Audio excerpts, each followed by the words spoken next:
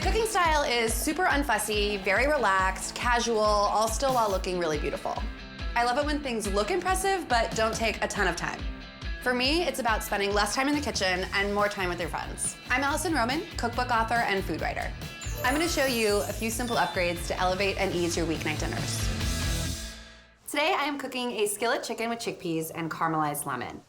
And this is kind of my weeknight go-to chicken recipe, sort of anytime that I can take chicken thighs, bone and skin on, cook them in a skillet, get all the fat in there, and then cook something in that fat is a total dream. And here that something is onion and lemon. And alone, they're delicious, but when you combine them, the lemon kind of pickles the onion, and the onion makes the lemon really savory, and then when you add that to chicken fat to caramelize in the skillet, it's like the best thing that you've ever tasted.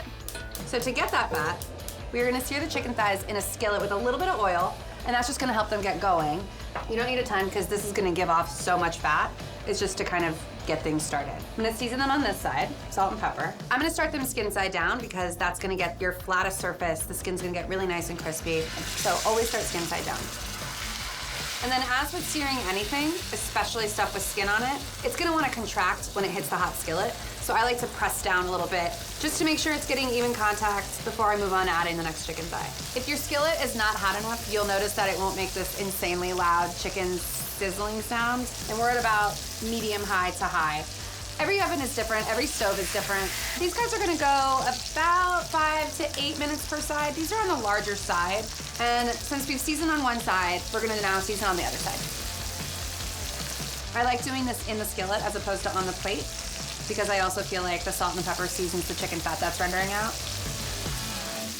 So while those cook, I'm going to get that aforementioned delicious pickly, oniony, lemony situation going. I like to use red onion. Not only is it gorgeous, but it has a bit of a sweeter flavor than a yellow onion or a white onion, and I feel like that goes a long way here. There's a misconception that with food, especially during the week, that in order for it to be special, it should be complicated or fussy or have a million ingredients or you have to go to 18 different stores, but this is basically chicken, chickpeas, onions, and lemon. It's 4 ingredients, half of them are pantry staples anyway. To me, that's really exciting. I'm cooking stuff in chicken fat. It does not get more exciting than that. So our lemon. This is a thing that I cook with all the time. I use the zest, I use the juice, and I think it's an underused ingredient. I feel like there's no reason that you shouldn't be able to eat this whole delicious fruit. Instead of just giving you like the florality of the zest or the tartness of the juice, you get this nice bitterness from the pith, which is actually welcomed here. I think that it makes things a little bit more well-rounded, a bit more interesting. And this is one of the occasions where I will stress the importance of slicing it thinly. As I slice, I kind of look for a seed. I go seed hunting. I'm a seed detective. And I found one, and so I'm gonna fish it out. Because what you don't wanna do is you don't wanna cut them with your knife because there's a lot of bitterness in the center of this seed. And you'll notice after we add the salt and pepper and they sit for a while, the juice from the lemon's gonna come out and create a lot of liquid at the bottom of this bowl that's gonna coat the onion. So I've not touched these, I've kind of let them do their thing, and after about 6 minutes, 7 minutes, I'm gonna check them. A good way to indicate if your chicken thigh is ready to come off the pan as well is that it's gonna release pretty easily. If it feels like it's resisting and you can't lift it, don't, because it's gonna rip the skin. The chicken thigh will let you know when it's ready to be flipped. This is what I would call a deep golden brown. It should almost look like fried chicken without having to make fried chicken.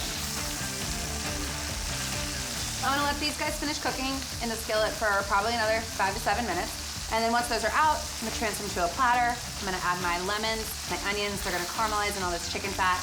And then we add chickpeas. All the juices kind of mingle and get to know each other. And that's it, one skillet, one dinner.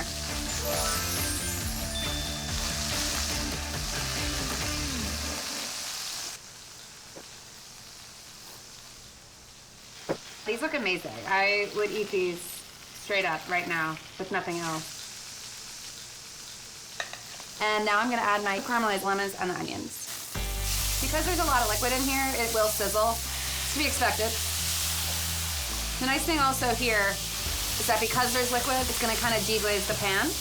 So instead of adding any extra oil, we're just gonna rely on that chicken fat that was rendered from those thighs, which is plentiful. And you'll notice it go from that like kind of pale, whitish, oniony color to a really beautiful purpley fuchsia color. And that's because the onion is pickling in the juice that's coming out of the lemon. And that's what happens when you pickle a red onion. They turn that color, isn't that fun? So while here I'm using onions and lemons, you can kind of cook anything in that chicken fat. If you didn't have either of those ingredients, you could add a handful of sliced garlic and some kale, or a chopped up fennel bulb. Anything that is like a quick cooking vegetable will do really well in the skillet after your thighs have been cooked.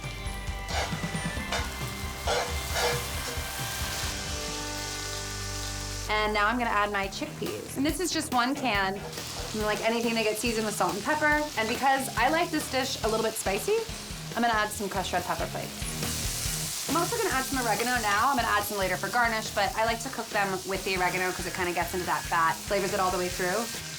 So our chickpeas are ready to go. Our onions and our lemons are even further caramelized, looking insanely delicious in there. And then just to kind of get everything to like marry with each other and some of those chicken juices back into the skillet, I'm actually gonna add this plus anything that's accumulated in the dish back to the skillet. I'm gonna let them hang out in here for another minute or so. Everything is in here and it's done and it's ready and it's brown, it's caramelized and it's chicken fatty, and I cannot wait to eat it. I'm gonna finish it with a little bit of olive oil because it definitely has a different flavor. It's a little bit cleaner. I'm gonna do some flaky sea salt, which I also keep on hand and sprinkle on everything as I finish cooking it. It has a really nice, bright, clean, saline-y, salty, like the ocean flavor, which I love. Some more fresh oregano.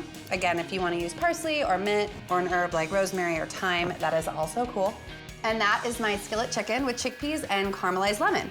And if I do say so myself, I feel like it is as unfussy as it is gorgeous. You definitely don't need me to tell you how to eat a chicken, but I feel like if you're gonna do this, you want a piece of lemon and chicken and some chickpeas in each bite.